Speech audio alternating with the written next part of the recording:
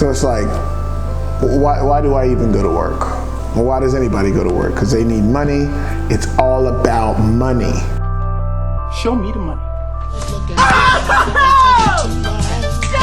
So sometimes you gotta lie.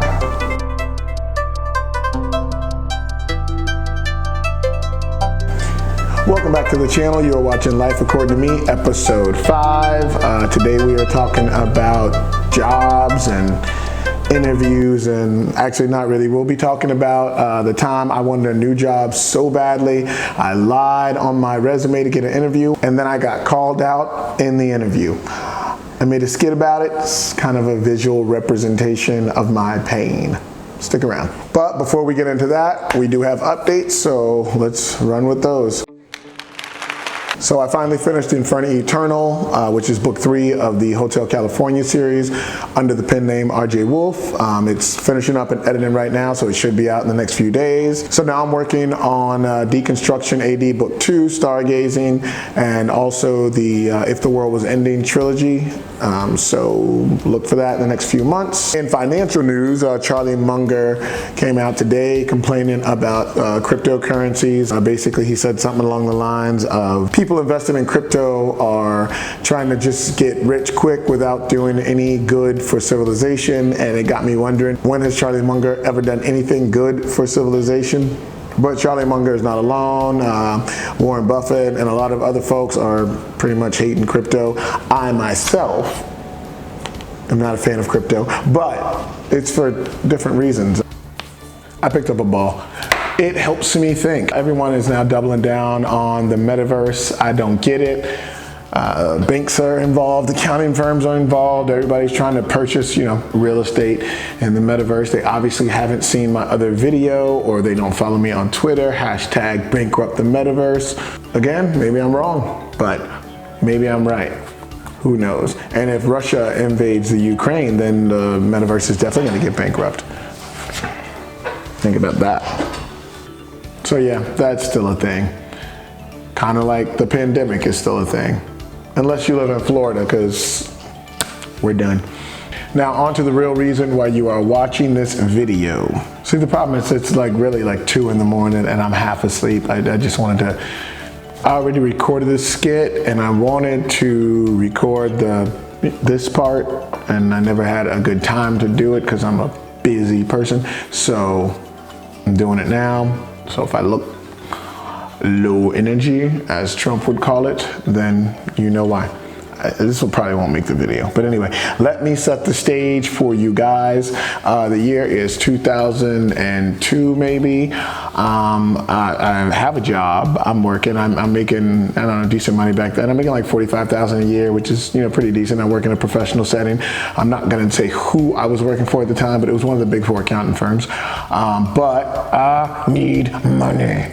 I need money. That's my thing. I always need more money, and I wanted more money. So I was applying for other jobs. So all these jobs I was applying for, you would need to know some kind of specific application, and I didn't. So I kept not getting callbacks and not getting interviews, and eventually I thought, maybe I'll just say that I do know the application they need. What's the worst thing that could happen?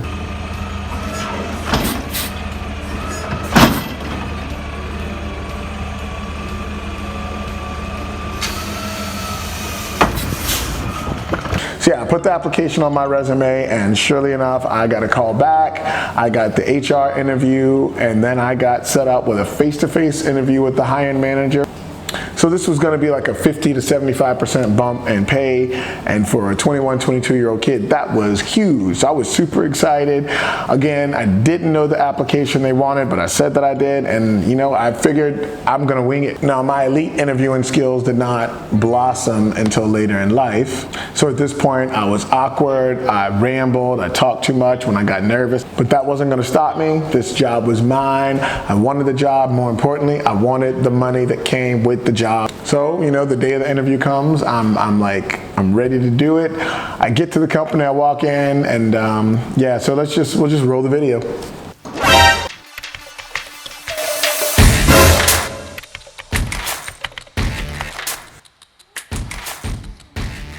don't you come on in and have a seat? Hey, thanks a lot for seeing me today. So we'll go ahead and get started. Why don't you tell me a little bit about yourself? A little bit about me? Sure.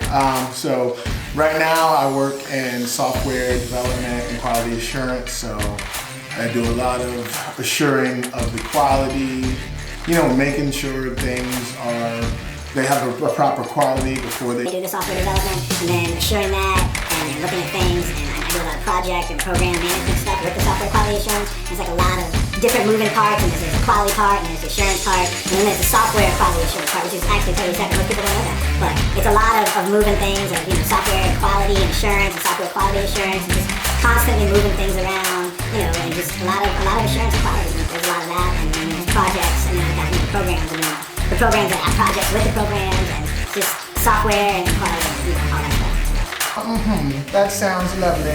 Let me tell you a little bit about the position.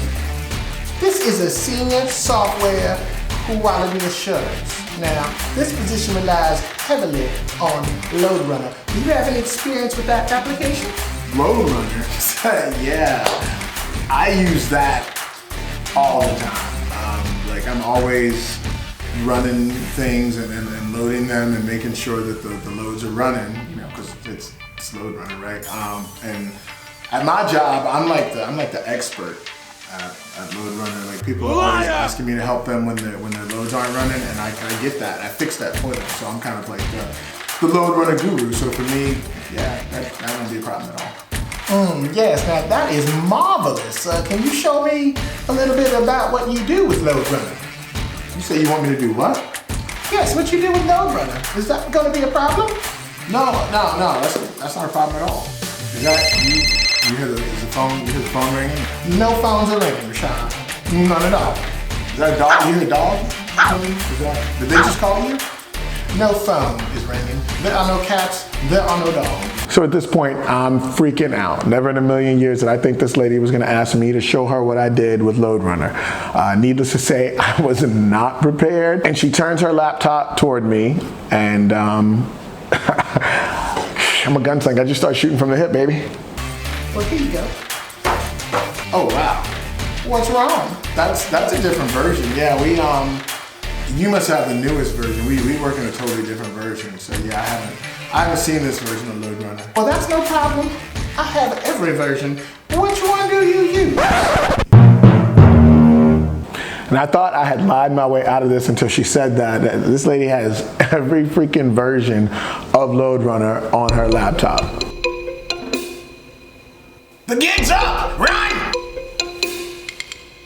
Yeah, he's lying. Destroy him. So we were in the staring battle, going back and forth for what felt like an hour. There was nothing else I could say, nothing else I could do. And as I sat there, my anxiety was through the roof. And I honestly contemplated just jumping up and running out of that freaking office building. But the minutes ticked by, and eventually I guess she took pity on me. She kind of shrugged her shoulders and then went on with the rest of the interview. And by the time we got to the end, I thought, maybe I had some really good answers, and maybe they overshadowed the fact that I totally bombed the part with Load Runner. So I thought, maybe she's gonna call me back, right? Thanks for seeing me today. I really look forward to hearing back from you. Hearing from me? I do. I really do. You won't be hearing from me. Are you serious? Get your lying ass out of my office before I call security. Emotional damage. So what are the takeaways from this? I mean, I don't know if there are any. If I was in that same situation, I'd lie again, man. It was a learning experience. Maybe I would have spent a little more time, trying to learn the application, or trying to find somebody or some way that I could get my hands on the application so I could kind of navigate through it, or maybe read up better so at least I could, lie better in that situation. But I would definitely lie again. And nowadays it's a lot harder to lie about things like that anyway, because they have actual companies and their main focus is finding out when you lie on your resume. So I hate people like that. That shouldn't even be a career path. It's terrible. But now I'm a full-time writer. I get paid to lie and make up stories, so silver lining. So So the next episode, we'll be talking about starting before you're ready. And the episode after that, it'll be how to bank billions in 2022. I suggest you watch that one. It's going to be great. The Human Project is still underway. Had a few setbacks with the filming, but I plan on getting that out ASAP. So stay tuned for that as well. That's all I got for you guys. Hope you enjoyed the skit. It is 100% true story. Not one of my finest moments, but as always, like, subscribe, click the notification bell, and until next time, I will see you guys later. Adios. Did you guys think I forgot? I'd been working on these things. We're not doing laser fingers today. Like I said earlier, it's like 2 in the morning. I'm so tired, but never too tired to make it. Bumpin'. I was working at PwC and I took an interview at Citigroup. Now I know some people that work at Citigroup. Fun fact, I actually ended up working for Citigroup like 11 years after that interview, and one of my peers was the lady that had interviewed me. Now, I'm sure she didn't recognize me, probably. I mean, I was a child then, and I was 30 when I was back at Citi, so she probably had no idea who I was, but the moment I saw her, I knew exactly who she was, and I was like, oh my God, hope this lady doesn't find me, but that's funny, right? Yeah, boomerang, came back. So, actually, this is a story of, I don't know, man, a story of triumph. Yes, actually, this is a story of triumph because I bombed that interview, lied about it, got caught, and then a decade later, I ended up working there. So there you go, boys and girls. Life's never really over, is it? They can never keep you down. Get back up and try again. The glass is half empty, only if you drink half the water.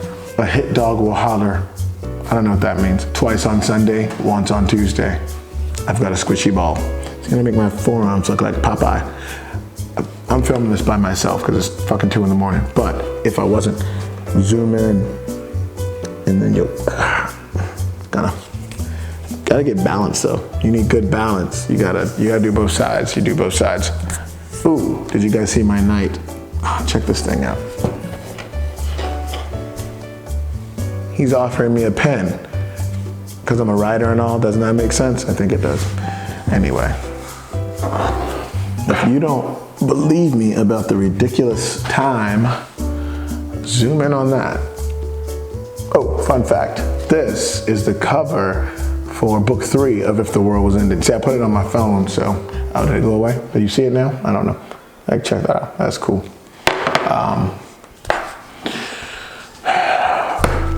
I have nothing else for you people, so.